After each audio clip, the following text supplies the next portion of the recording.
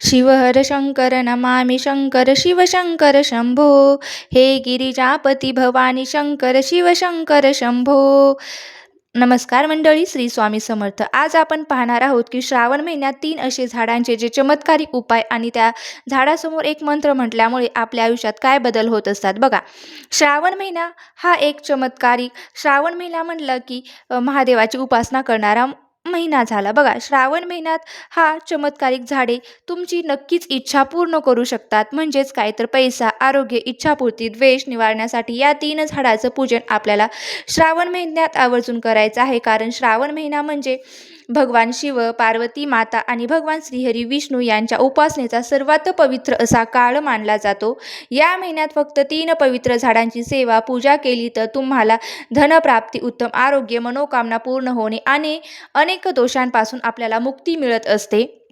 यासारख्या सर्व गोष्टी या श्रावण महिन्यात घडू शकतात अशी धार्मिक मान्यता आहे. मग हे ती झाडं कोणती? तर पहिलं झाड आहे बेलाचं, जे शिवकृपेचं प्रतीक मानलं जातं. श्रावण म्हटलं की सर्वप्रथम आठवतं ते बेलपत्र. धार्मिक मान्यतेनुसार भगवान शिवशंकरांना बेलपत्र अतिशय प्रिय आहे असं म्हटलं जातं. बेलाच्या झाडामध्ये देवी लक्ष्मीचा वास असतो. आता याचं धार्मिक महत्त्व आहे की कारण आपण शिवलिंगावर बेलपत्र अर्पण करणं हे शुभ मानलं जातं. 3 पानांचे हे जे बेलपत्र असतं ते ब्रह्मा, विष्णू आणि महेश यांचं प्रतीक असं मानलं जातं. शिवपूजेत बेलपत्र अर्पण केल्याने पापांचा क्षय होतो अशी श्रद्धा आहे.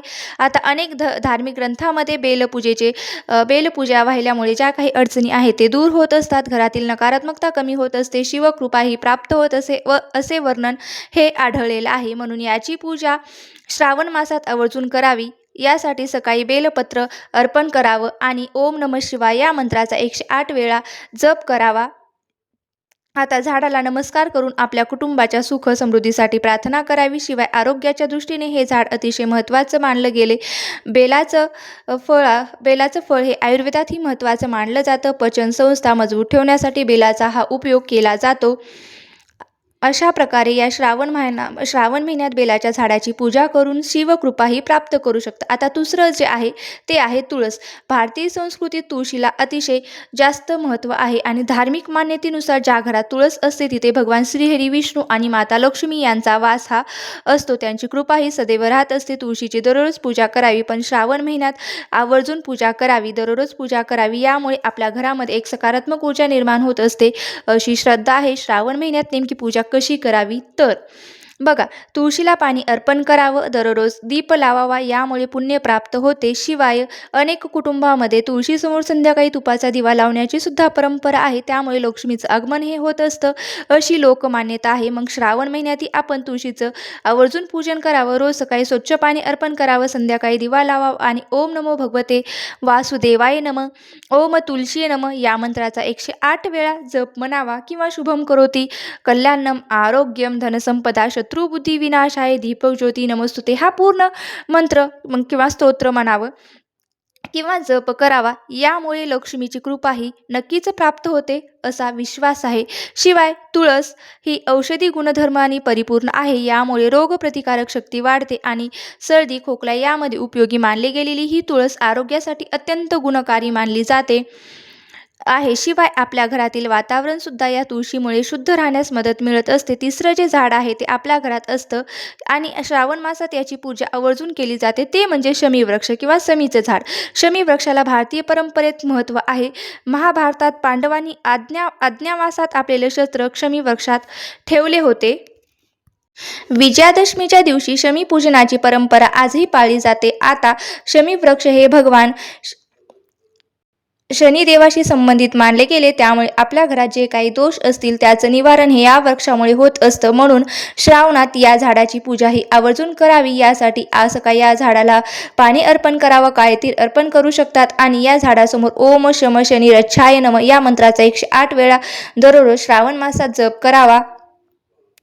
आणि श्रावण महिन्यात शनिवारी शमीच्या झाडाला पाणी अर्पण करून दिवा लावल्यास मनोकामना पूर्ण होतात अशी ही श्रद्धा आहे. शिवाय धार्मिक श्रद्धेनुसार शमीची पूजा केल्याने शनी दोष सुद्धा शांत होतो. ग्रहदोष तो सुद्धा कमी होत असतो आणि आपल्या जीवनातील जे काही अडथळे दूर असतात ना ते सुद्धा दूर व्हायला मदत होत असते.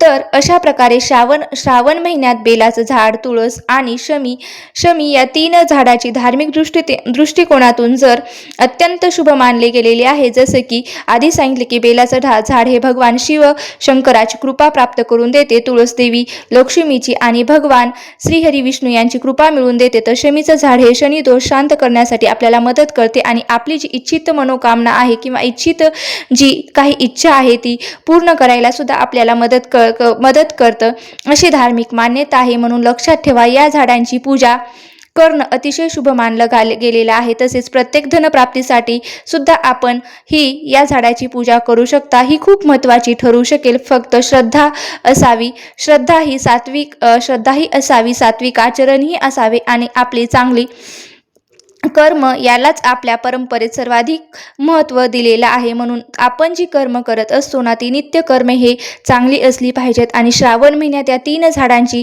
नक्की तुम्ही पूजा करा, काळजी घ्या. मग तुमच्या घरी बघा यापैकी तुमच्या घरी बघा नक्कीच भरभराट होईल आणि नक्कीच तुम्हाला याचा अनुभव सुद्धा येईल. आणि जर तुम्हाला खरंच अनुभव आला असेल तर नक्की मला कमेंट करून सांगा.